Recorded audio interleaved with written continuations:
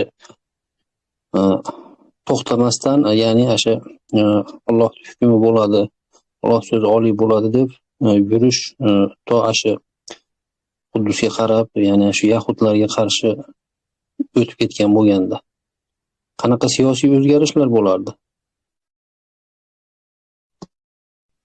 Aka, yana bir qaytarib yuborasizmi? Ha, endi ovozingiz yaxshi keldi akam. O'sha voqealik, ya'ni o'sha Suriyadagi mana bu futuhotni davom etib, shu to'xtamasdan, ya'ni agar o'sha yerdagi o'sha davom etib ketgan bo'lganda, to bu yog'i Yahudga qarshi jihod boshlanib ketgan bo'lganda vaziyatlar qaysi tomonga o'zgarardi? Qanaqa siyosiy o'zgarishlar bo'lardi? Chunki haligi endi kutilgan narsa bo'lib, haligi ko'pchilik kutgan nima bo'layotgandi bu yerda. Keyin birdaniga katta o'zgarish bo'lib ketdi-da bu yerda.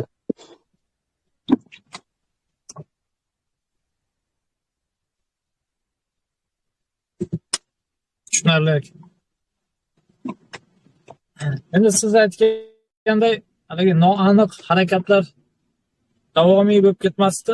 Chunki u yerda qurollarini tashlab chiqib ketishligi bu ancha yillardan beri tayyorgarlik ko'rib kelganligiga dalolat qiladigan masala. Boshqa narsaga dalolat qilmaydi. Chunki Suriya hukumatı katta quvvat bilan o'sha yerda turib berishlik qaroridan boshqa qarorni ustun qo'ymagan biror marta. Ya'ni biz askarini, qo'l ostidagilarini bo'lib ham o'zini odamlarini, alaviylarni hamma tomir ortgan joylarga, rishaklari o'sib borgan joylarga qo'yib, ularni boshida Asadni qarindosh urug'lari, o'ziga yaqin bo'lgan insonlarni qo'ygan. Hamma yerda o'zini odamlari. Oddiy askarlar ichida ham alaviylar edi. 200 mingga yaqin, undan oshiq. Bu endi to janggacha, jangdan keyin o'zgarib turdi. 100 ming bo'ldi, 200 ming bo'ldi. Hozir ham ular bor. Ular yana qaytadan Suriyani olaman deb turib, hokimiyatni Ahmad ash-Sharadan tortib olaman deb turib harakat qilishyapti. Agar Javloniyni ilgaridan tayyorlab hukumatga olib kelishlik qarori bo'lmaganda hukumatga kela olmasdi. Jihod davom etardi, chunki jihodni davom ettirishlikdan boshqacha uslub yo'q. Misol uchun Javloniy biz hukumatga kelamiz. Hozirdagi holati mana tashqi siyosatda, xalqaro siyosatda biz shu standartlarga to'g'ri kelgan qonun qoidalariga rioya qilamiz. Ya'ni jahon qonun qoidalari, tashkilotlar, huquqlar barchasini rioya qilamiz. Kufr nizomi bo'lishligidan qat'iy nazar, Amerika tomonidan tuzilgan Jahon banki, jahon tashkilotlari bularni hurmat, izzat bilan muomala qilamiz. Biz ham shu tashkilotlarga a'zo bo'lamiz. Va yahudiylarga yordam berayotgan hozir Soqar kompaniyasi bizlarni neftlarimizni kachat qilishligini iltimos qilamiz. Yahudlarga yordam berib musulmonlarni qatl-om qilayotgan barcha tashkilotlar va kompaniyalardan yordam so'rab biz hozirgi kufrona amallarimizni qilardik deb turib, o'sha paytda hali revolyutsiya bo'lishligidan oldin shu va'dalar bilan ochiqchasiga bayon qilganda mujohidlar ichida Javloniyni o'zini kallasini kundaga qo'yib olib tashlashgan bo'lardi. Hozirgi holatidagi gaplarini, ishlarini hukumatga kelishidan oldin aytganda mujohidlar o'zi buni olib tashlagan, qatl qilgan bo'lardi. Chunki buni ochiq xoinlik deb biladigan mujohidlar ham bor. Misol uchun Al-Qoida jamoati bor. Endi bor bunaqa jamoatlar. Ularni endi hozir bir-birlariga urushtirib qo'yganda ko'rinmasligi uchun, lekin ko'p jamoatlar, mujohidlar bor. Lekin Javloniyni harakatlarini ichida yashirincha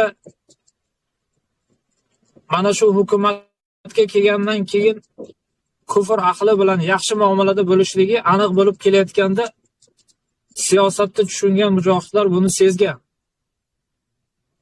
Turkiya bilan muomalasi yaxshi ekanligi, Turkiyani aytgani chizig'idan yurayotganligi, buni Turkiyani manfaati bilan bizning manfaatimiz to'qnashib qoldi. O'shaning uchun biz Turkiya bilan hamkorlik qilyapmiz degan so'zni orqasiga yashirganligi. Bu narsalar o'sha paytda sezilarli bo'lib, Suriya hukumatini kufrga qarab ketayotganligida ayblangan edi bu. Ammo bu narsani ochiq, oshkora aytmaganligi sabab, bu narsadan bosh tortganligi sabab ko'p mujohidlar uni tushuna olmadi.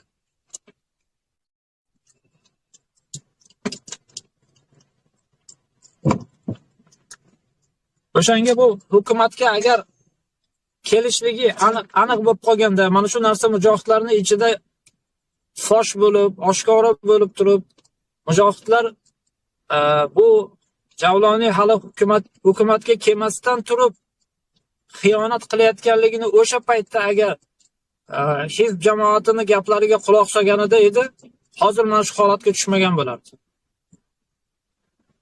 Va jihad davom etayotgan bo'lardi. Jihad davom etishligi va o'sha Idlibdagi holat yaxshiroq edi. Alloh nazdida hozirgi holatga tushgandan ko'ra. Jihad qilib qiyinchilikda, og'ir ahvolda o'sha $100 oylikka rozi bo'lgan yaxshiroq edi. Hozir o'sha oylikdan ham quruq qolib turib, dunyo bilan ovora bo'linglar degan fatvo chiqarib qo'ydi. Endi hamma o'zini dunyosini hal qilsin. Endi jihad to'xtadi degan ochiqchasiga kufr hukmini qabul qilganligi bo'lmas edi. Afsuski, ayrim insonlarning boshi devorga borib urilar ekan, keyin ko'zi ochilar ekan. Haligi voqelikda kommunistlar aytganidek, boshing devorga borib urmaguncha voqelikdagi narsa, ya'ni voqelikdagi ishlar miyangda akslanadi degan narsani ma'lumotsiz, Qur'on va sunnatdan ijtihod qilmasdan, ma'lumot olmasdan, payg'ambar sollallohu alayhi vasallam davlatni tiklashlik tariqatini o'rganmasdan turib, o'zlaricha harakat qilganliklari sabab mana shu holatga tushib qolishdi. Axir hukumatni ag'darib tashlashlik bitta masala bo'lib, uni o'rniga boshqa hukumatni paydo qilishlik ikkinchi masala ekanligini shariat bayon qilmaganmi? Bu ikkita masalani bitta qilib turib, aralashtirib olib, ikkita shar'iy hukmi bor bo'lgan masala, ikkita daliliga ega bo'lgan, ikkita ijtihodga taalluqli bo'lgan masalani bitta masala deb aralashtirib olganligi sabab mana shu ahvolga tushib qolishdi. Endi savolingiz endi ozgina voqelikka to'g'ri kelmaganligi uchun men boshqa jihatlarni ham aytib o'tyapman. Voqelikda endi nima qilish kerak degan savolni qo'yishlik kerak. Mana bunda shar'iy hukm amallarga taalluqli bo'lib, bu voqelik, ya'ni bu savol aktualni, qiziqarli va javobgarligi his qilingan savol deydi. Endi so'nggi pushaymon o'zingga dushman. Ana endi nima ish qilishimiz kerak deyish kerak. Chunki Alloh taoloning nazdiga Uhud tog'ichalik yoki undan ham ziyod gunohlar bilan borsang, Alloh taolo gunohlaringni kechiradi. U bilmasdan turib Yahudiyga do'st bo'lib qolgan bo'lsang ham, ochiqchasiga Yahudiyga do'st bo'lib qolgan bo'lsang ham, tavba qilib, bu tavbang haqiqatda shartlar asosida bo'lsa, Alloh taolo bu tavbangni qabul qiladi. Endi nima qilishlik kerak degan savolni qo'yadi. Endi mana bu hukumatga xuddi ilgarigi hukumatga qarshi chiqqani kabi bu hukumatga ham qarshi chiqib, qurol ko'tarmasdan siyosiy yo'l bilan bu hukumatni muhosaba qilishligi, islomni to'liq qabul qilishligini, kerak bo'lsa Allohning diniga yordam ber, Allohning diniga nusrat bergin deb turib undan talab qilishlik farz bo'ldi. Chunki islomiy davlatni, ya'ni bizda tilimizda aytganda xilofat davlatini paydo qilishlik, xalifalik davlatini paydo qilishlik, unga olib boradigan barcha ishlar ham, vojibga eltuvchi barcha ishlar ham, vojibni ado qiluvchi ishlarni barchasi vojib bo'ladi. Ya'ni payg'ambar sollallohu alayhi vasallam talaba nusra qilganliklari haqida Alloh taolo ochiq oyatni bayon qilmagan bo'lsa ham, payg'ambarimiz havoyi nafslaridan gapiruvchi yo ish qiluvchi emas edilar. Talaba nusra qilishlikda payg'ambar sollallohu alayhi vasallam Allohni rozi qiladigan sharoitni, shariatni, hukumatni o'rnatishligini Alloh buyurdimi? Ochiq oyatlarda. Mana shu narsani voqelikda paydo qilaman deb turib, qabilalardan talaba nusra qilardi. Mana bu talaba nusra islomiy davlatni, islomiy hukumatni paydo qilishlik tariqati deyiladi. Da'vatni yoyishlik, dunyoga tarqatishlik tariqati jihod bo'lsa, hukumatni tiklashlik, hukumatni paydo qilishlik tariqati bu talaba nusra. Nusrat talab qilish kimlardan desa, ulamolardan, amirlardan, hukumatdan, agarki u islom qabul qilmagan bo'lsa ham islomni qabul qilishligini talab qilish va undan keyin himoyani talab qilish. Hozirgi hukumat, Suriya hukumati, Afg'oniston hukumati men musulmonman deb da'vo qilyapti. Lekin dushmanni dushman, do'stni do'st, al-valo val baro degan qoida asosida ish tutmaganligi sabab ochiqchasiga kufrga amal qildi. Ya'ni kofirni do'st dedi. Allohning do'stlarini dushman deb bildi. Allohning do'stlarini qamab yordi. Sizlar siyosatga, kufr siyosati tatbiq etishligiga, tashqi siyosatda kufr bilan muomalalarimizga qarshi chiqyapsizlar degan da'vosi bilan Allohning do'stlarini qamoqlarga qamadi yoki ularni qatl qildi. Endi Allohning dushmanini do'st deb tutayotgan Afg'oniston hukumati ham, Suriya hukumati ham Allohning dushmanini do'st deb ular bilan yaxshi munosabatda bo'lishligimiz kerak. Bizdan sizlarga, hattoki sizlar musulmonlarni qatl qilayotgan bo'lsalaring ham, qatl-om qilayotgan bo'lsalaring ham bizlardan sizlarga xatar yo'q deyishlik aniq shariatni, oyatni, ochiq oyatlar dalolatiga ham, matniga ham zid bo'lgan amal bu. Bu kufr amalidan bu. Chunki mu'minning sifati kofirni dushmanga xatar tug'dirib turishlik. Doim xatar tug'dirib turasiz. Ana shunda siz shariatni kofirlarga olib borib, ularni islomga da'vat qilib, islomga kiritishlik ularga xatar tug'diradi. Mana bu narsalarni endi yo'lga qo'yishlik vojib bo'ldi. Ana shu yerda yashayotgan va ularning atroflarida yashayotgan insonlarga nusrat talab qilishlik, hokimiyatdan, ahli quvvadan yordam so'rashlik va ularni agar yordam bermayman deyotgan bo'lsa, ularni kasalliklari, ayblari, xatoliklarini isloh qilib muhosaba qilishlik, ularni islomga qaytishlik, Qur'on va sunnatga qaytishligini talab qilishlik farz ayn bo'ldi har bitta insonga. Nusrat talab qilishlik bu tushungan jamoatlarga yoki shayxlarga bo'lsa, lekin ularni muhosaba qilishlik butun musulmonlarga, mu'minlarga farz ayn bo'ldi.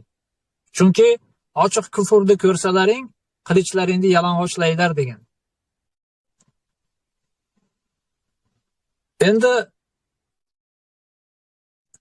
hozir nima ish qilishligi mana bu Talaba Nusradan keyin hukumatni o'rnatishlik bo'lsa, ummatni birlashtirishlik, insonlarning fikrini, ongini ochishlik, bu siyosiy ish bu. Bu ana shu Talaba Nusraga olib boradigan yo'l bu. Hozirda ummat oyoqqa turmayapti ekan, mujohidlar harakat qilmayapti ekan, og'izlarini ochib qoldi ekan, yoki nima ish qilishni bilmay turgan ekan, bu narsaga siyosiy faoliyat yurg'izib, ularni fikrini, xayolini ochib qo'yishlik, ularni xabardor qilishlik, hukumatni muhosaba qilishlikka chaqirishlik, mana bu siyosiy ish ham farz bo'lib qoldi. Ya'ni kimki siyosatni tushunsa, Dorul Islom bilan Dorul Kufr, ya'ni islom tatbiq qilinayotgan diyor bilan kufr tatbiq etilayotgan diyorini farqiga borsa, mana bu insonlar uchun xalqga da'vat qilib, shar'iy hukmlar ijro qilinmayotganligini bayon qilib berishlik farz bo'ldi. Ya'ni bu siyosiy ish bu. Shar'iy hukmda o'zini bayon qilib qo'yishlik emas. Jumhur ulamolari yahudiylarga qarshi jihod farz bo'ldi deb turib, hukmda o'zini bayon qilib qo'yishlik bilan ular sohib bo'lmaydi bo'ynidan. Hukmda ijro qilishlik tariqati ham bor. Bu siyosiy ish bu. Ya'ni hukmda ijro qiladigan ahli quvvadan yordam so'rash, talaba nusra qilishlik, shar'iy hukmda ijro qilishlikdagi, ya'ni yahudlarni ag'darib tashlashdagi shar'iy hukm va uni o'rniga o'rnatiladigan shar'iy hukmni insonlarga tushuntirishlik, mana bu faoliyat, bu siyosiy faoliyat. Faqat yahudiylarga qarshi qurol ko'tarib ularni o'ldirib tashlagan bilan Alloh taolo bizdan rozi bo'ladimi desa, yo'q. Chunki yahudiylar shariat ijro qilinmayotganligi va ummat bir bo'lmaganligi sabab Falastin ahlini qatl-om qilishlikka jur'at qildi. Ya'ni musulmonlar Alloh nazdida biz gunohkormiz, og'ir gunohga botib ketdik. Chunki biz tarqoqlikdamiz. Birlashishimiz kerak. Shariatni o'shanda biz ijro qila olamiz degan ra'yil om, va'yil om degan masalalarda yaxshi tushuncha hosil qilmaguncha, ya'ni umumiy shariat to'g'risida umumiy fikrlar paydo bo'lib, kelinglar biz shariatni ijro qilamiz, mana shu hukumatlarga qarshi chiqibgina deb, yahudiylarga qarshi chiqib, hukumatlarni ag'darib tashlashlikka harakat qilib, bo'lmasam Alloh taoloni yer yuzida hukmini ijro qilib bo'lmaydi. Yagona Allohning dinini hayotda ijro qilish va buni to'sqinligi bu hukumatlar bo'lib turibdi. Ya'ni davlatlar bosqinchilar tomonidan, ajnabiylar tomonidan, mustamlakachilar tomonidan bizlarni boshimizga qo'yib qo'ygan, ya'ni sopini o'zimizdan chiqarib qo'ygan, o'zbek, tojiklardan, arab, turklardan chiqarib qo'ygan hukumatlar, hokimlar, mana shular yagona islom tatbiq etishligini to'sqini bo'lib turishdi. Islom ijro qilinishlik to'g'anog'i to'sqini va qarshiligi bo'lib turibdi. Bo'lmasam Robbimizning dinini to'g'ri tushunishlikka harakat qilayotgan, buni ijtihod qilayotgan qanchadan qancha ulamolarimiz bor, qamoqlarda yotibdi, shahid qilinyapti. Ularni qamayotgan, shahid qilayotgan, quvg'in qilayotgan, haydab chiqarayotgan kim? Ularni og'izlariga skochni bog'lab qo'yayotgan kim? Bu hukumatlar. Endi Alloh subhanahu va taolo sizlarga nima yo'l bermadi Allohning dinini komil suratda ijro qilishligini deb qiyomatda bizdan aniq so'raydi. Ya'ni sizdan, mandan va Suriya, Afg'oniston, barcha dunyodagi musulmonlardan Allohning shariatini komil suratda sahobalar Madinada ijro qilgani kabi ijro qilinishdan nima to'sdi sizlarni deb turib Alloh taolo so'raydi bizdan. Bunga javoban biz aytamizki, oila bola chaqqam yetim qolishidan qo'rqdik, qarzlarim bor edi, u edi, bu edi va buni sababi hukumat bizga tazyiq o'tkazdi. Hukumat o'sha oila bola chaqqamni yetim qoldirmoqchi bo'ldi, meni qamab tashlayman dedi. Ota-onam yig'lab qoldi. Va hokazo va hokazo va hokazo bahonalarni yagona sababi hukumatlar xalqiga qarshi kurashishligi bilan Alloh va Rasulini buyruqlarini yerda ijro qilinishlikdan to'sishligi bo'lyapti. Ular biladi yo bilmaydi, bu muhim emas. Ularga Alloh yagonadir, payg'ambar uni rasulidir, Qur'on va sunnat bilan yashaymiz degan insonlarga sizlar qarshi chiqyapsizlarmi desak, ularni ko'zlari ko'r, quloqlari kar bo'lib qolgan. Ularni islom va musulmonlarga qarshi dushman ekanligi, Allohning yer yuzida shariati ijro qilinishligini ularga tushuntirsak, ular tushunishni xohlashmaydi, chunki dunyo siyosati tamoman xilofat davlatidan, o'sha davrdagidan yer osmoncha farq qiladi. Hozir unday zamon emas deyishadi. Lekin qiyomatda Alloh subhanahu va taolo zamon, makon o'zgarishi bilan shar'iy hukmlar o'zgarmaydi, ijro qilinadi-yu xolos deb bizdan talab qilyapti. Kimki zamon, makon o'zgarishligi bilan shar'iy hukmlar ham o'zgaradi. Hozir zamonda payg'ambarimiz sollallohu alayhi vasallam bo'lganlarida demokratiyani araj qilib olgan bo'lardilar yoki bir boshqa bir partiyalarga a'zo bo'lgan bo'lardilar. Hozirgi hukumatlarni ichlariga, parlamentlarga ishga kirib olib, o'sha yerda sekin ichidan o'zgartiraman deb sunnatni bizga bayon qilgan bo'lardilar desa, payg'ambarga tuhmat qilibdi. Bu kufr amalini qilibdi-da, bu o'ziga jahannamdan joy tayyorlab qo'ysin. Hech qachon payg'ambar sollallohu alayhi vasallam kofirning hukumatiga kirib olib, Makka mushriklari bo'lsin, Saqif qabilasi, Banu Hanif, Banu Nadir, ularni takliflari, ularni shartlariga rozi bo'lmaganlar. Payg'ambar sollallohu alayhi vasallamga butun dunyo boyligini ham, butun dunyo obro'sini ham taklif qilganda rozi bo'lmas edilar. Biz buni qat'iy dalillardan tushunib yetganmiz. Endi hozirgi mujohidlar, hozirgi musulmonlar va bu barcha Allohning shariatini ijro qilaman deb turib da'vo qilayotganlar xuddi mana shu pozitsiyani ushlashlik, ya'ni hech narsaga rozi bo'lmasdan faqatgina shariatni, Allohning dinini ijro qilamiz, qandayki sharoit bo'lishidan qat'iy nazar, qandayki to'sqinlik bo'lishidan qat'iy nazar deb talab qilishligi farz bo'ldi. Ana shu Suriya hukumati ham erta indin deb insonlarni chalg'itayotganligi, o'zi ochiqchasiga kufr asosidagi ilmoniylikni da'vo qilayotganligi va oldingi hukumatni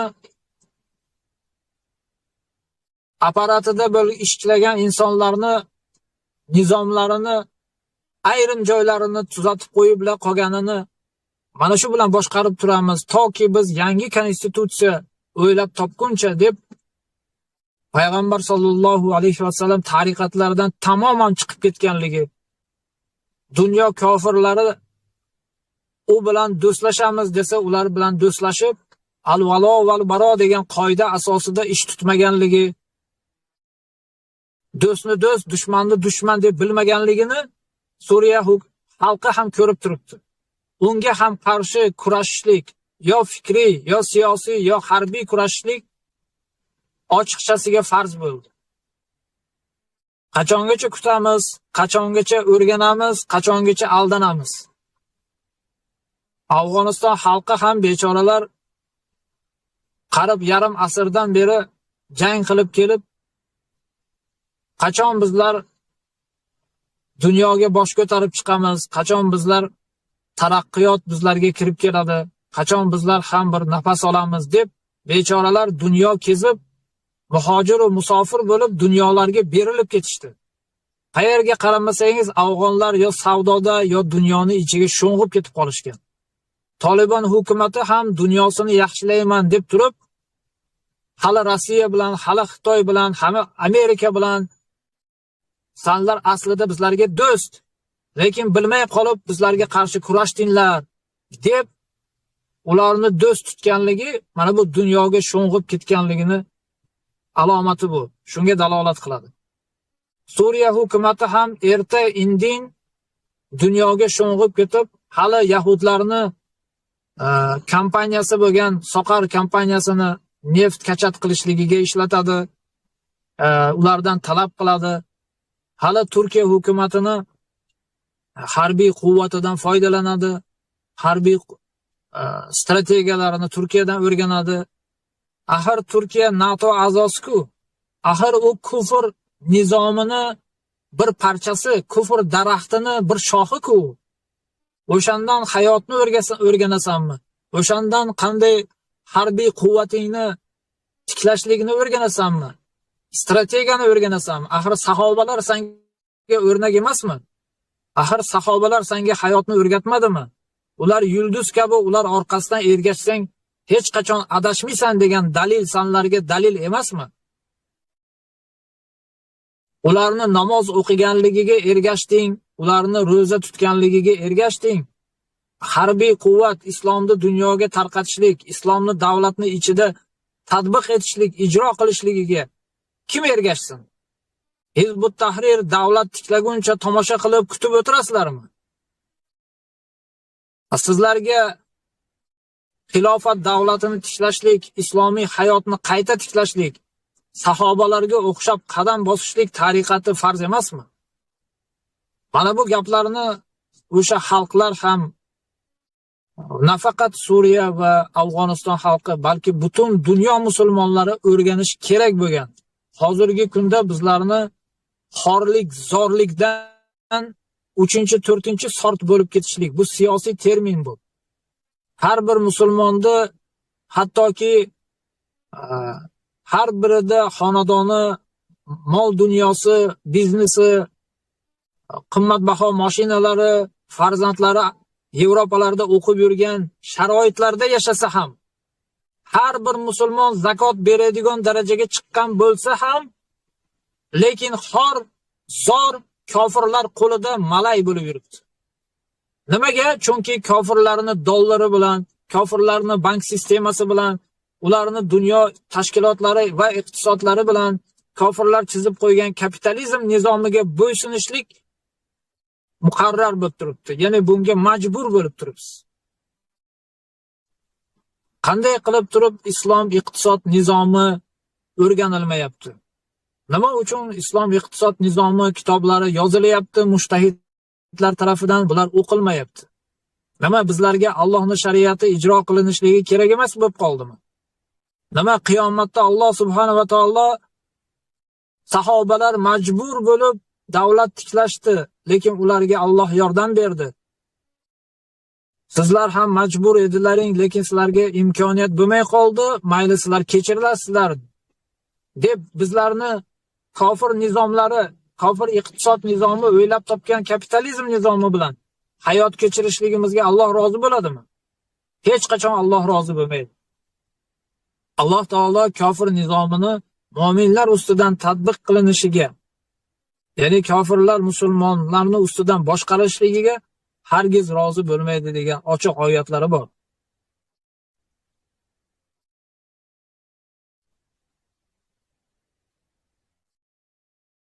Endi birodarlar, hozir nima qilish kerak degan savolni qo'yishimiz kerak. O'sha paytda nima qilish kerak degan savol o'tib ketdi. Alloh taolo gunohlarini kechirsin. Agar mana shu hukumatni tiklab qo'yib, bunga rozi bo'lib o'tirganlar shu holatda jonlari uzilib ketsa, jonlari uzilishlik imkoniyati paydo bo'lib turibdi. Bu Suriya hukumati u yerlarga borgan mujohid muhojirlarni oldingi saflarga qo'yib turib, yo'q qilib yuborishligi imkoniyati paydo bo'lib turibdi. Bu narsani tez kunlarda sezib, bilib, siyosiy onglaringni o'stirishlik vaqti keldi. Shariy hukmni ijro qilishlik siyosiy ongi o'smagan insonning qo'lidan kelmaydi. Faqat fiqhiy, faqat usulul fiqh, faqat arab tilini qoidalari bilan bilgan, Qur'onni yoddan bilgan, yuz minglagan hadislarni yoddan bilgan insonni qo'lidan kelmaydi.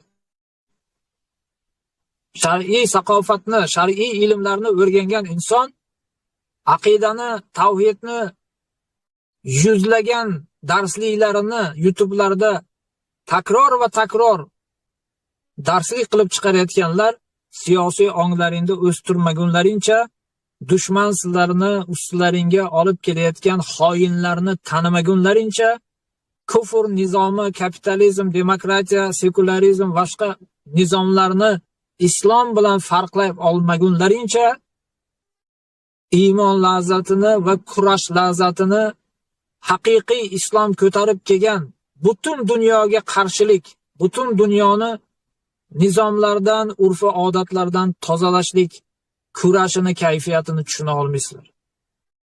Bu narsa sizlarga nasib qilishligi uchun bu iymon, bu kurash lazzatini his qilishlik uchun sahobalarga o'xshab tamomi dunyo insonlari amallariga qarshi kurashni e'lon qilinglar. Hali bu to'xtab tur, hali unisi to'xtab tur, hali bu bo'laveradi, hozirgi sharoitga to'g'ri kelaveradi degan bahonalar bilan foyda-yu zarar asosida qoidalarni qabul qilib olmanglar. Foyda-yu zarar asosidagi qoida Imom Azam ijtihodlari bo'yicha bu shar'iy hukmlarni foydali taraflariga ishlatilgan. Qaysi bir hukm foydaliroq ekanligi, ummatga ko'proq foyda bo'lishligi. Aslida ikkita shar'iy hukm to'qnashib qolganda qaysi biri ko'proq foydali ekanligiga ishlatganlar. Bu kapitalizm nizomidan kelib chiqqan foydai zarar qoidasi asosida ish qilishlaring bironta shar'iy hukmga, qoidalarga to'g'ri kelmaydi. Hozircha quvvatimiz yo'q. Hozircha dunyo bizga bostirib keladi. Hozir agar biz shariatni e'lon qilsak, butun dunyo ustimizdan bombardimon qilib tashlaydi. G'azo ahliga qo'shilib o'lib ketganlaring, shahid bo'lib ketganlaring afzal yer yuzini ustida xoinni qo'l ostida xizmat qilib yurganlaringdan ko'ra. Alloh subhanahu va taolo sizlarni va bizlarni barchamizni hidoyat qilsin. Hozirgi bizlarni qilish kerak bo'lgan ishimiz, xosatan meni va atrofimizdagi yigitlarni qilish kerak bo'lgan ishimiz sizlarni va butun dunyo musulmonlarini siyosiy onglarini ochishlik bo'lyapti. Kufr 100 yil mobaynida va undan ham ziyodroq mobaynida 100 yildan beri ochiqchasiga ish qilyapti. Undan oldin ham 100 yil pinhona musulmonlar yurtlariga siyosiy, iqtisodiy va boshqa ma'naviy, madaniy ta'sirlarini o'tkazib, musulmonlarni vayron qilib tashlagan onglarini ochib qo'yishlik bo'lyapti. Bizning vazifamiz insonlar ustidan, xosatan islom ummati, musulmonlar ustidan boshqarayotgan mustamlakachi kofirlarni qilayotgan qilmishlari, ularni gumashtalari, ularni xoinlarini kim ekanligini ochib berishlik bo'lyapti. Shu qatorda agarki bu siyosiy dushmanlarga, kofirlarga, Allohning dushmanlariga, yahudiylarga bo'ysunmayman. Ozgina bizda musulmonchilik, erkakchilik g'ururlarimiz qolgan bizda deydigan mard o'g'lonlari bo'lsa, ozgina bizda ham Alloh subhanahu va taologa bo'ysunishlik iymoni qolgan, ota-bobomiz bu uchun jonini bergan, ota-bobomizni bosmachilar deb yorgan deydigan ozgina g'ururlar qolgan bo'lsa, mana shu g'ururdan foydalanib turib, Allohning shariatiga, arqoniga mahkam bog'lanib olishlik farz bo'lyapti. Mana shu narsani eslatishlik bizning vazifamiz bo'ldi. Ko'p gapirib olgan bo'lsam uzr birodarlar, savolga javob olindi deb o'ylayman inshaalloh.